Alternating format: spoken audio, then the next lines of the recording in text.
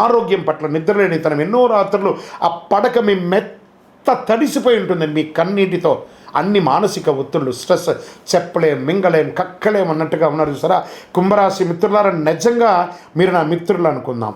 నేను మీకోసం ప్రార్థన చేస్తున్నా. ఇది మీ సంవత్సరం, మీకు మంచి రోజులు వచ్చేసాయి. Get ready. చాలా బాగుంటారు, ఆరోగ్యంగా బాగుంటారు, ఐశ్వర్యంగా ఉంటారు.